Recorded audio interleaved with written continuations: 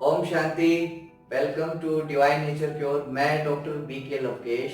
आज हम बात करेंगे बहुत ही important topic, high blood pressure क्या होता है, क्या इसके सिम्टम्स हैं, इंडिकेशन है, क्या कोजेस और क्या करें जब आपको हाई ब्लड प्रेशर हो जाए।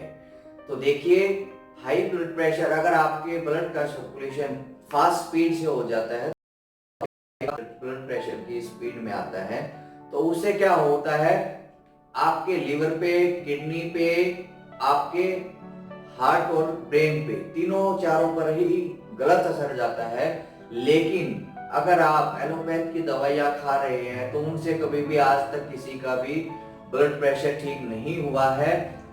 हुआ क्या है कि आपको उसको फिर धीरे धीरे हार्ट की प्रॉब्लम होगी, हार्ट की भी टैबलेट शुरू होगी, फिर धीरे धीरे किडनी की प्रॉब्लम होगी और डायबिटीज होगी। ये धीरे धीरे आपस में एक दूसरे के भाई बहन बन जाते हैं और ये प्रॉब्लम हो जाती है।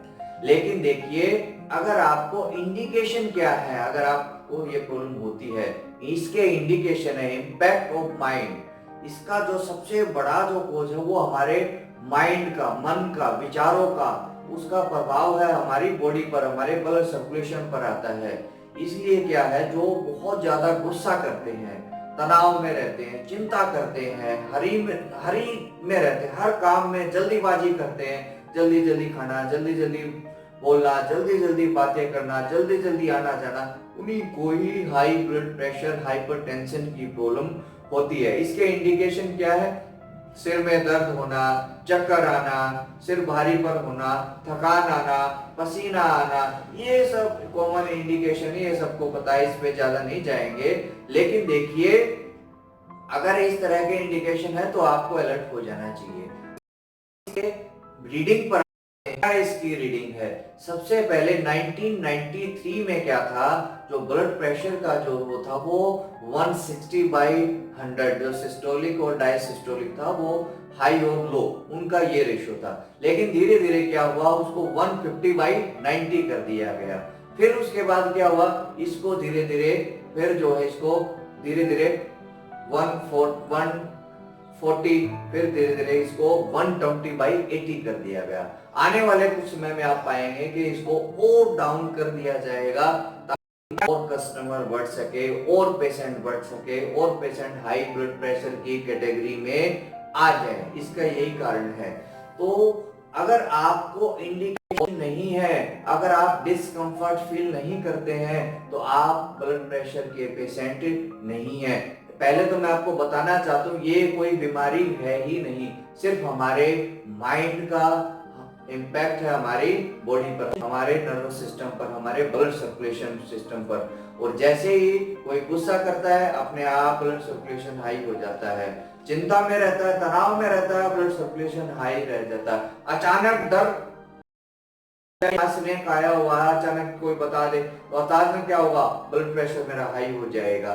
तो ये तो कुछ सिम्टम्स हैं ये इसकी। लेकिन अगर आपको ब्लड प्रेशर 90 या 140 है, अगर और इंडिकेशन नहीं है, तो आप ब्लड प्रेशर बिल्कुल भी नहीं है, आपको दवाई लेने की जरूरत नहीं है। सिर्फ आपको योग, प्राणायाम, प्राकृतिक आहार अपनाएंगे तो उससे अपने आप ठीक हो जाएगा।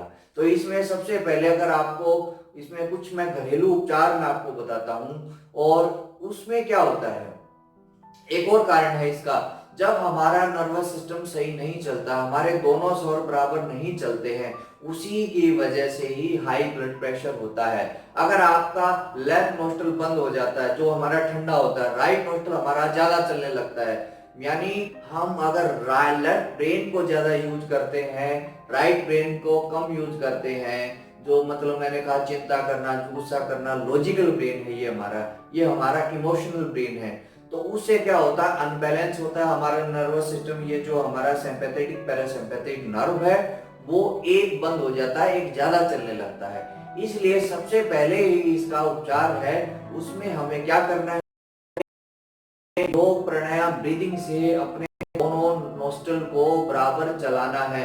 योग प्राणायाम का यही मुख्य उद्देश्य है, दोनों स्वरों को चलाकर, खोलकर, सुषुम्ना नाड़ी जो हमारी नर्वस स्पिरिचुअल नर्व है उसको एक्टिवेट करना, यही प्राणायाम है।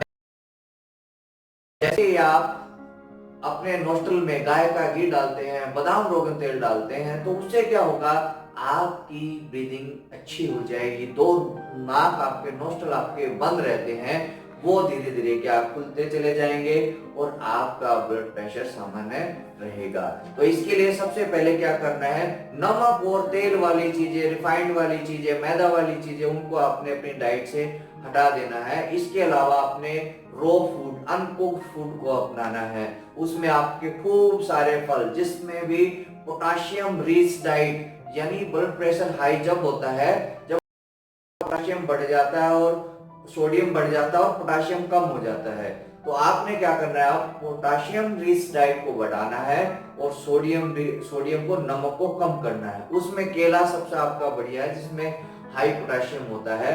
तो केला है आपका, और उसमें अंगूर आपका, पाइनएप्पल है, और जितनी भी गन्ने का जूस है, ये सब में इसमें हाई पोटाशियम होता है। तो वो अलसी है, फ्लैक्सीड है, और आपके सीड्स हैं जितने भी, सनफ्लावर, और उनमें क्या होता है, पोटाशियम की मात्रा ज्यादा होती है, ओमेगा 3 होता है, जिसकी वजह से क्या होता है, आपका ब्लड प्रेशर नॉर्मल रहता है। तो सबसे पहला उपाय नाक में घी डालना। दूसरा, फूड डाइट को ज्यादा खाना। इसके अलावा लेस क्या करना है, आपने अपनी डाइट से जितनी भी डेयरी प्रोडक्ट हैं, चिकनाई वाली चीजें हैं, चिकनाई माना जो आपकी एनिमल बेस है, प्लांट बेस नहीं, एनिमल बेस। एनिमल बेस में आता है घी है आपका, दूध है, दही है, पनीर है, लस्सी है, ये सारे आपकी एनिमल बेस में आती है। करना है, फूड डाइट को बढ़ाना है, जिससे आपका ब्लड प्रेशर ठीक होगा। इसके अलावा आपने हर रोज ताजा आंवले का जूस, उसमें 1 चम्मच शहद, इसके अलावा दालचीनी का पाउडर आधा चम्मच, अगर आप सुबह शाम लेते हैं तो आपका ब्लड प्रेशर है। उसमें आपने घिया का जूस बहुत अद्भुत काम करता है। घिया का जूस है, थोड़ा उसमें अदरक है, खीरा है, आधा नींबू उसमें डालो।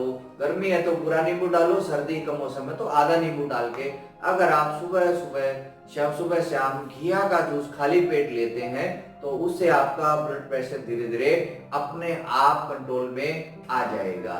इसके अलावा फिर आपने क्या करना है, अर्जुन छाल लेनी है, और उसमें फिर दालचीनी का पाउडर आप मिलाकर लेते हैं, उसका काढ़ा बनाकर आप लेंगे, तो उससे क्या होगा, धीरे धीरे कुछ ही दिनों में आपका ब्लड प्रेशर धीरे धीरे ठीक हो जाएगा। इसके अलावा आपने, मैंने कहा, फ्रूट डाइट को बढ़ा दे, जूसेस बढ़ा दें, सिट्रिक फ्रूट्स बढ़ाएं, क्योंकि खट्टे फल क्या करते हैं, होता है कोलेस्ट्रॉल की वजह से भी ब्लड प्रेशर होता है। खट्टे फल क्या करते हैं, कोलेस्ट्रॉल को किलर है, खाने वाले हैं, तो उनका वो भोजन है कोलेस्ट्रॉल, वो जो बढ़ा हुआ है वो धीरे धीरे अपने आप ही कम हो जाएगा।